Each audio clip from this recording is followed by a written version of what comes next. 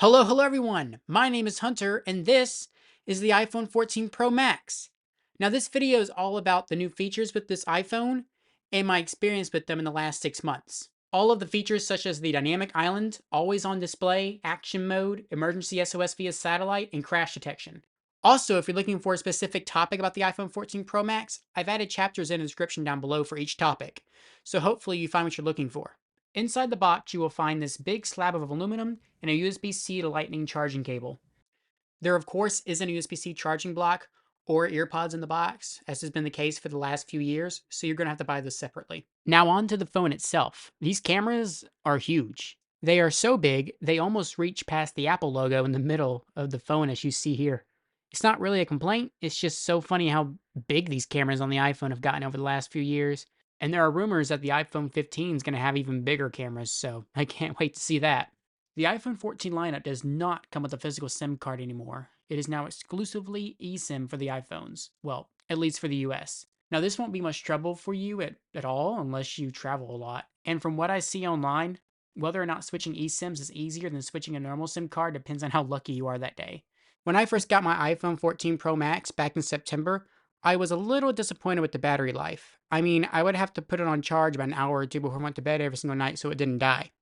But after 6 months of updates from Apple, I'm quite satisfied now. It's very uncommon for me to go to bed under 20%. I'm not amazed at the battery life, but the battery life can get me through the day. Unlike the normal iPhone 14 and 14 Plus versions, which use the less powerful A15 chip, the iPhone 14 Pro and the Pro Max use the A16 chip. And while the A16 is technically more powerful than the A15, I mean, through normal use, you would never really be able to tell. I mean, you really wouldn't be able to tell a difference in performance unless you're coming from a much older iPhone.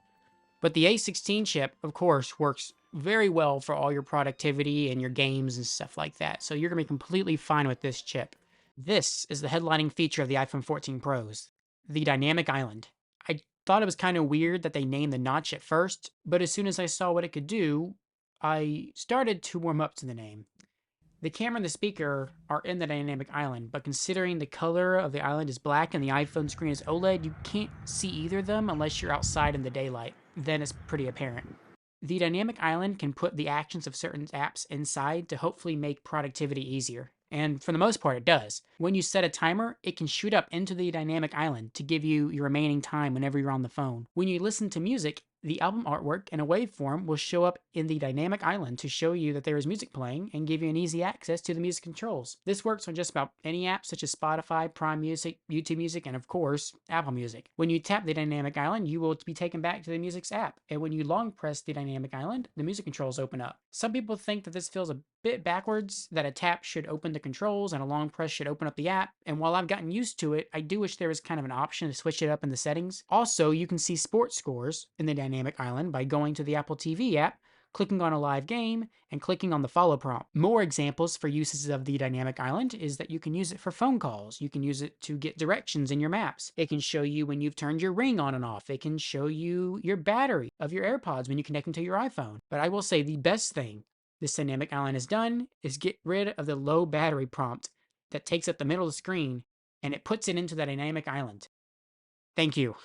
This has been so annoying for so many years. Anyways, besides Apple's own first-party apps, there are also third-party apps that can use the dynamic island as well. For example, the Uber app can tell you how far away your ride is. You can take care of your Pixel Pal and a Polo for Reddit. There is even a Pong-like game where you can hit the dynamic island back and forth. Unfortunately, at the current moment, there's not a lot of third-party support for the dynamic island, which is kind of disappointing because it has been 6 months now. So mostly I just been using the Apple first-party apps.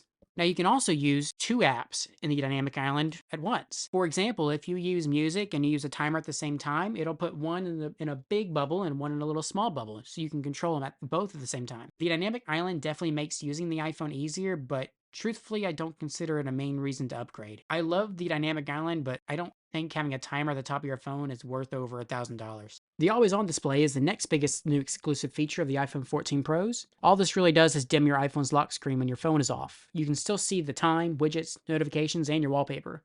It will stay on 24/7 unless you face the phone down, put it in your pocket, or use sleep mode.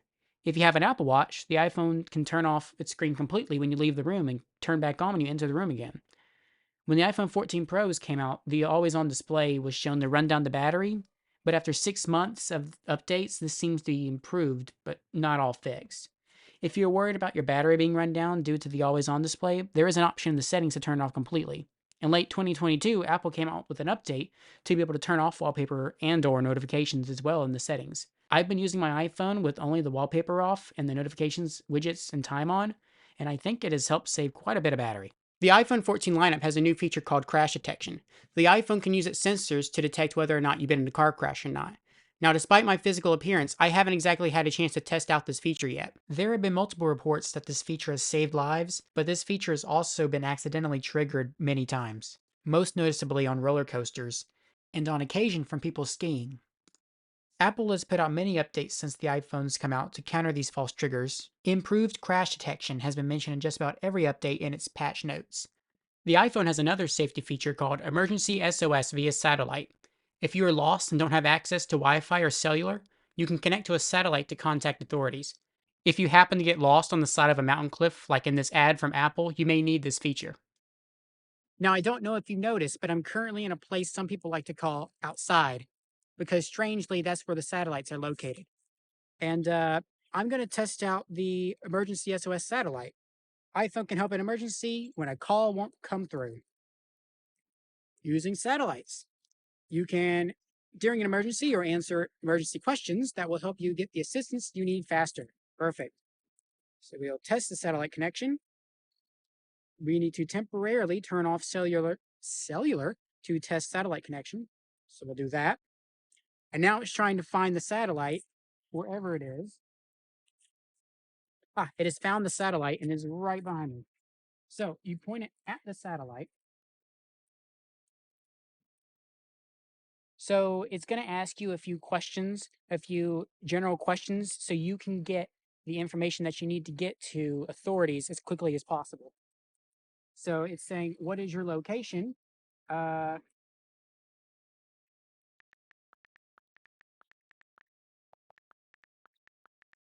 And then you would text back your location. And so you keep doing that, and then they get all this information, and then they can come out and find you and help you to the best of their abilities. Now I want to talk about all the improvements made to the iPhone 14 Pro Max's camera. The true depth camera that was introduced in the iPhone 13 now is autofocus and can focus on many subjects at once.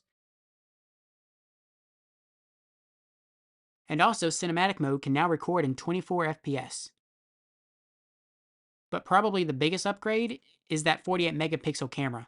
The new 48 megapixel camera delivers ProRes video and ProRaw photos to your iPhone. This can make images and videos look really sharp and better than anything any previous iPhone has been able to accomplish. The only problem with this is that it uses an insane amount of storage, so I really don't see using Pro Photo and Video as an option at all. But another benefit is that you can 2x zoom into a photo or video and lose literally zero quality whatsoever. Now I'm going to show you a feature called Action Mode. Action Mode is a feature available for the entire iPhone 14 lineup. And what Action Mode is it's basically a camera stabilization feature, in live time. So to show this, I got ourselves a live actor here to show off Action Mode. Say hello, Ares. Okay, he's a little camera shy, but don't let that fool you. He's very stubborn behind the scenes. Anyways, I'm going to show you a before Action Mode video, and then I'm going to show you an after Action Mode video.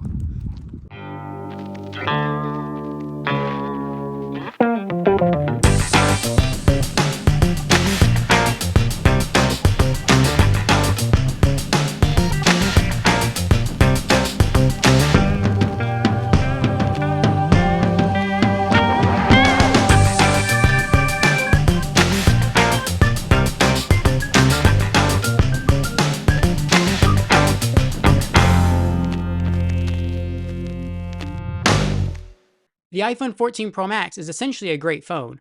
It improves on its predecessor just like every iPhone before it. However, just like every single year, these improvements are quite small. This iPhone is a substantial upgrade from a person moving from an iPhone 11 Pro or earlier. But if you have a 12 or a 13, I really couldn't recommend it. I just don't see the iPhone 14 Pros to be worth the price if you have a 12 Pro or 13 Pro.